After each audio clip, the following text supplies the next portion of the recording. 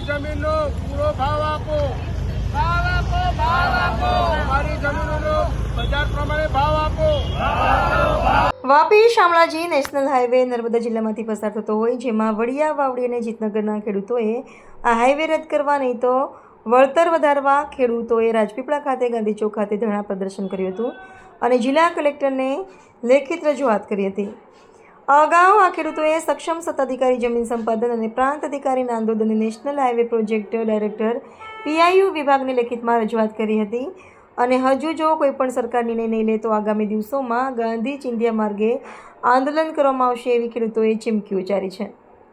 ખેડૂતોની માંગ છે કે પોતાની મામૂલી જમીન અહીંયા સરકાર મીઠાના ભાવે આપે છે અને કાઠિયાવાડમાં બજાર કિંમત કરતાં પણ ડબલ ભાવ આપે છે. ત્યારે આ ખેડૂતો સરકારની બેધરી નીતિને લઈને ભારે રોષે ભરાયા હતા અને ઊંચા વળતરની માંગણી કરી. જે હાઈવે છે તેને પહોળો કરો, બીજેથી રસ્તો કાઢવાનો અર્થ શું છે, જેમાં લોકોની જમીનનો અને સરકારના નાણાંનો બગાડ થશે એ વાતને લઈને ખેડૂતો રોષે ભરાયા છે.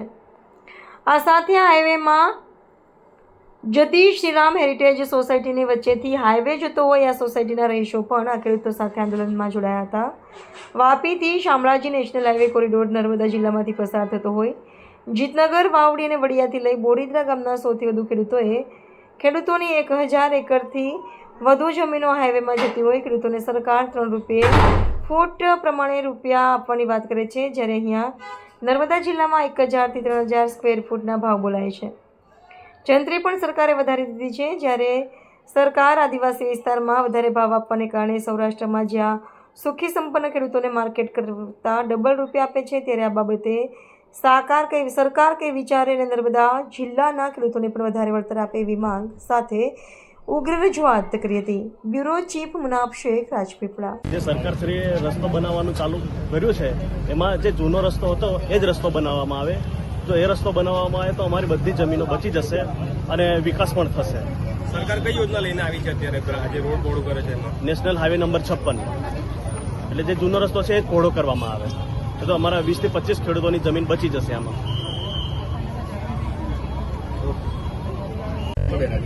અમે સૌ અહીંયા જે છે આ બહેનો બધી આપ જોઈ શકો છો એ બધા શ્રીરામ હેરિટેજ સોસાયટીના રહેવાસી છે. અમે બધાએ પૈસા જોડીને મકાનો લીધા. આપણા જે પ્રાઇમ મિનિસ્ટર સાહેબ છે એ પણ કહે છે કે બહેનોને મતલબના પ્રોત્સાહિત કરો અને મકાનો લો. તો અમે બધી બહેનોએ જાતે કમાઈને થોડા રૂપિયા ભેગા કરીને મકાનો લીધા. હવે આ રોડ નેશનલ હાઈવે 56 માટે થઈને અમારી સોસાયટીમાં વચ્ચે લઈને જાય છે. તો હવે એ પરિસ્થિતિમાં એટલા બધા અમે લોકો બધા ઘર વિહોણા થઈ જઈએ એમ છે. હવે આજની તારીખે અમે જો એમણે જે કિંમત આપે છે એ કિંમત તો મકાનની છે જ નહીં અને એટલી કિંમતમાં અમને આ લોકો એ કિંમત આપવાનું કહે છે. હવે નેશનલ હાઈવે 56 ઓલરેડી આપણે ત્યાં છે જ, તો એને ડેવલપ કરવો જોઈએ જેથી કરીને સરકારશ્રીના નાણાં પણ બચે. હું માનું છું ત્યાં સુધી નેશનલ હાઈવે ઓથોરિટીએ સરકારશ્રીને સાચી પરિસ્થિતિ બતાવી જ નથી કે અહીંયા નેશનલ હાઈવે ઓલરેડી છે જ અને સારો જ છે. આપણે ત્યાં હું કહું છું કે આમાં કોઈ વધારે વિકાસ કરવાનું કે રૂપિયા બગાડવાની કોઈ જરૂરિયાત જ નથી. પણ છતાંય આ જે જીત છે કે આ જે આ લોકોની મમ્મત છે એ શેના માટે આ લોકો કરી રહ્યા છે એ અમને લોકોને સમજાતું નથી. તો હું આપ સૌના માધ્યમથી સરકારશ્રીને જણાવવા માંગીશ કે નેશનલ હાઈવે ઓલરેડી છે જ, એને ધ્યાનમાં લો અને ખોટા આપણા સરકારના જે નાણાં છે એ ના બગડે અને અમે લોકો ઘર વિહોણા ના થઈએ એ દિશા તરફ આપ ધ્યાન કેન્દ્રિત કરો અને અમને ન્યાય આપો એવી અમારી આપના માધ્યમથી, પ્રેસ મિત્રોના માધ્યમથી અમારી સરકારને વિનંતી છે. મકાન કેટલામાં લીધું હતું ને સરકાર અત્યારે શું ભાવ આપી રહી છે તમને? મકાન જે અત્યારે જે અમને ભાવ આપી રહ્યા છે એ 33 લાખ રૂપિયા કે એવું કંઈક આપી છે. હજુ અમારી પાસે કોઈ નોટિસ કે કંઈ આવ્યું નથી, પણ અમે એવું સાંભળ્યું છે કે 33 લાખ રૂપિયા આપે છે. હવે અત્યારે કેટલામાં લીધું એ તો અત્યારે મને કંઈ યાદ નથી. હા, 20 લાખમાં એ વખતે 2020માં લીધું હતું. મને કિંમત અત્યારે યાદ નથી, પણ તમે અત્યારે લેવા જાઓ, અત્યારે સામે જ એક સોસાયટી બની છે, તમે એમાં લેવા જાઓ 65 લાખ રૂપિયા છે. હવે 30 લાખ રૂપિયા અત્યારે અમને આપશે તો 30માં અમને મળશે. જ્યારે સોસાયટી બનીને તમે મકાન લીધું ત્યારે આ વાત થઈ હતી કોન્ટ્રાક્ટર સાથે કે બિલ્ડર સાથે કે અહીંયાથી રસ્તો જવાનો છે એવું એ વખતે ખબર હતી આપને કે નથી ખબર? અમે જ્યારે દસ્તાવેજ કર્યો ને તે વખતે અમે જ્યારે બિલ્ડર સાથે અમે મકાન લીધા એ વખતે અમે બધું જ ચેક કર્યું હતું. એનું title clearance, national highway authority વાળાનું જે પરમિશન લેટર છે એ બધું જ અમે ચેક કર્યું. અને અને ત્યાર પછી જ અમે દસ્તાવેજ કર્યો હતો, કારણ કે બધું કમ્પ્લીટ હતું. તો એકદમ તમારે જો આ હતું તો તે વખતે તમારે પરમિશન આપવાની જરૂર નથી નેશનલ હાઈવે ઓથોરિટીએ. એટલે ત્યાર પછી રસ્તો કાઢવાની હા, દસ્તાવેજ થઈ ગયા, મકાન બની ગયા પછી આ આખું આ જે લોકોનું નોટિફિકેશન છે આવ્યું. નોટિફિકેશન એક વખત રદ કર્યું એ લોકોએ, કારણ કે એ લોકોએ આખી જમીન ઉપર એ લોકોએ નોટિફિકેશન બહાર પાડેલું. પછી એને કાયદેસર બતાવવા માટે થઈને એમણે એ નોટિફિકેશન ફરીથી બધાના નંબર પડી ગયા હતા મકાનના, અને બધાના નામે મકાન થઈ ગયેલા. એટલે એ પરિસ્થિતિમાં એમણે ફરીથી હવે બધાના નામથી નામ જોગ એમણે નોટિફિકેશન બહાર પાડ્યા. અને એ વાતને નોટિફિકેશનની જે કાયદેસરતાનો જે સમય છે એ સમય જતો રહ્યો છે અત્યારે, એ સમય જતો રહ્યો છે. એટલે એનું લિમિટેશનનો જે પિરિયડ જે છે એની વાત કરીએ તો એ લિમિટેશનનો પિરિયડ પણ જતો રહ્યો છે. અને હવે જો એ એક્વિઝિશન કરવામાં આવે તો એ રદ બાતલ જ ગણાય. જિલ્લા ટ્રાઇબલ જિલ્લો છે અને સરકારે એને પછાત બી જાહેર કરેલ છે.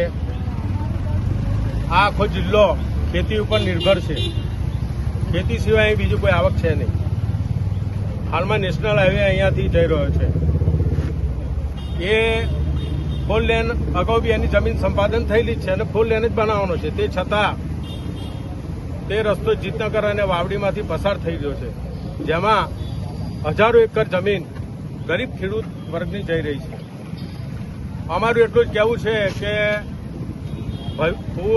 અગાઉ ફોર લેન રસ્તામાં જમીન સંપાદન થયેલી છે તો તે બાજુથી જ રસ્તો લઈ જવો જોઈએ. શું કામ આ ટ્રાઇબલ બેલ્ટમાં જે ખેડૂતો ગરીબ છે ને જે એની પર નિર્ભર છે તો એમને રસ્તા પર લાવવામાં ના આવે, કારણ કે જીતનગર એરિયામાં 1 ફૂટના 3 રૂપિયા જમીનના ચૂકવવાની વળતરની વાત છે. આજે તમે જુઓ તો 5 રૂપિયાની વસ્તુ કે કોઈ પડીકું બી બજારમાં મળતું નથી. તો આ પ્રજાને ગરીબમાં હજુ ગરીબ કરવા માટેનો આ પ્રયત્ન છે. તો આ પ્રજા શું કરશે? અહીં કોઈ ઉદ્યોગ નથી કે કોઈ બીજું છે નહીં, ફક્ત દરેકનું જીવન ખેતી પર જ નિર્ભર છે. તો અમારી એટલી માગણી છે કે જો હમણાં સૌરાષ્ટ્રમાં ત્યાંના ખેડૂતો મજબૂત છે, અહીં આદિવાસી ભોળી પ્રજા છે, તેમને બચારાઓને કંઈ ખ્યાલ નથી કેવી રીતે લડત આપવી, શું કરવું, એટલે એ કંઈ બોલી શકતા નથી. પણ મારું માનવું એવું છે કે જો ત્યાં જો જમીનનો 200 ગણો ભાવ એટલે એકના ડબલ બજાર કિંમત જો આપવામાં આવતી હોય તો નર્મદા જિલ્લામાં નેશનલ હાઈવે જાય છે તો કેમ નહીં? અને મારું બીજું એવું કહેવું છે કે માંડવીવાળો જે રસ્તો છે નેશનલ હાઈવે, એ ત્યાંના લોકોએ લડત આપતા ત્યાંનો રોડ કેન્સલ થયો છે તો અહીં રોડ કેમ કેન્સલ ના થાય? તો મારું એટલું માનવું છે કે રોડને સમાંતર રસ્તો લઈ જાય અને અહીંની જે ગરીબ પ્રજા છે એને અતિ ગરીબ ના કરે, એટલું જ મારું કહેવું છે. રમણસિંહ રાઠોડ, રાજપીપળા. આ રસ્તો અત્યારે કઈથી લઈ ક્યાંથી ક્યાં સુધી ચાલે? શામળાજી વાપી રસ્તો બની રહ્યો છે. પહેલા અમે છેલ્લા 2 વર્ષથી આની પાછળ જ હતા કે આના માટે કંઈક થાય. અમારા ધારાસભ્ય ડોક્ટર દર્શનાબેન દેશમુખ બી આમાં પ્રયત્ન કર્યો હતો. પૂર્વ પ્રભારી મંત્રી અમારા ભીખુસિંહ પરમાર સાહેબે બી આમાં રસ લીધો હતો. સરકારમાં વાત મૂકી હતી કે ભાઈ આ રીતે ના થાય. ઘણી બધી સોસાયટીઓ જાય છે. આ બધા જે ગરીબ પરિવાર મધ્યમ વર્ગના લોકો છે કે જે લોકોએ માંડ પૈસા ભેગા કરીને મકાનનું સપનું સેવ્યું હતું એ થોડાક દિવસોમાં રસ્તા પર આવી જવાના છે. તો આવું ના થવું જોઈએ. અને જો રસ્તો લઈ જવો હોય તો જકાત નાકાથી લઈ જાય તો અમારો કોઈનો વિરોધ નથી. બીજી વાત કરીએ તો સવારે તમે કેટલા વાગ્યાથી અહીં બેઠા છો અને શું આજનો કાર્યક્રમ શું છે? આજે અમે સવારે 10 વાગ્યાથી ધરણા પર બેઠા છીએ. આજે અમે પ્રથમ ધરણા માટેનો જ પ્રોગ્રામ છે. જો આના માટે કંઈ ના થાય તો ભવિષ્યમાં બહુ મોટા પ્રોગ્રામો આપીશું. આના માટે ગાંધીજી માર્ગે જ જઈશું. અમે આમરત ઉપવાસ કરીશું. જરૂર પડે રસ્તા રોકો આંદોલન બી કરીશું. સવારે અહીંથી ધારાસભ્ય જતા હતા, તમને જોઈને ઉભા રહ્યા, શું વાત થઈ ધારાસભ્ય સાથે? ધારાસભ્યશ્રીએ કીધું કે શેના માટે બેઠા છે? બીજું બેન જે પેલો નેશનલ હાઈવેનો આપણો મુદ્દો હતો એના માટે હજુ કોઈ નિર્ણય નથી લેવાયો. અને હમણાં નિર્ણય જો સૌરાષ્ટ્રમાં લેવાયા હોય તો અહીંના આખા ગુજરાતમાં ખેડૂતો એક જ છે. કંઈ જો વળતર મળતું હોય તો એના ખેડૂતોને 2 રીતે વળતર આપવું જોઈએ. એના માટેની અમે ચર્ચા કરી. બેને કીધું ઘટતું સરકારમાં વાત કરીશ. કેટલા વળતરની માંગણી છે તમારી? અમારી બજાર કિંમત કરતા ડબલ વળતર મળવું જોઈએ. કેટલું પણ બજાર કિંમત શું છે? બજાર કિંમત તો હવે કેવું છે કે દરેક એરિયાની જુદી જુદી હોય છે.